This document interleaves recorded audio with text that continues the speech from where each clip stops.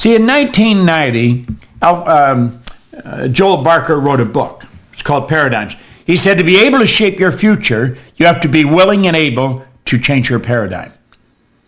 Now, I had no idea what a paradigm was. And you might ask yourself, do you really know what a paradigm is? Do you understand how the mind works? Because the paradigm has something to do with the mind. I knew nothing about it. But the man that encouraged me to study this put me on a track where I just kept going from one great mentor to another. I was living in Chicago at the time, and I heard about a man in Vancouver. I was trying to figure out why I changed.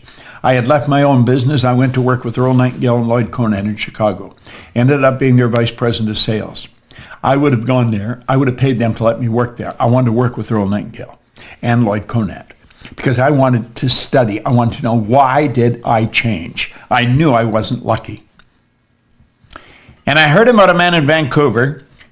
Somebody said, Bob, you should go and listen to him. So I got on a plane and I flew out to Vancouver.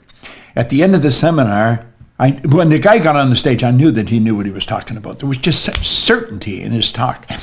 And so at the end of the seminar, I said, I would like to sit down with you for a couple hours. Well, he said, I'd like to probably sit down with you for a couple hours, but he looked at his watch. He said, I got to get out of here. And I said, I got to go now too. He said, where are you going? I said, I'm going back to Chicago.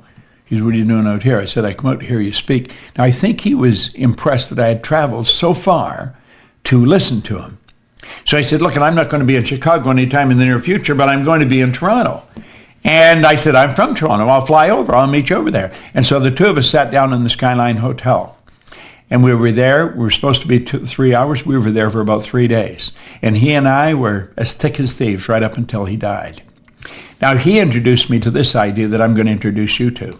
And what I'm going to show you is, without question, the most powerful idea I have ever learned.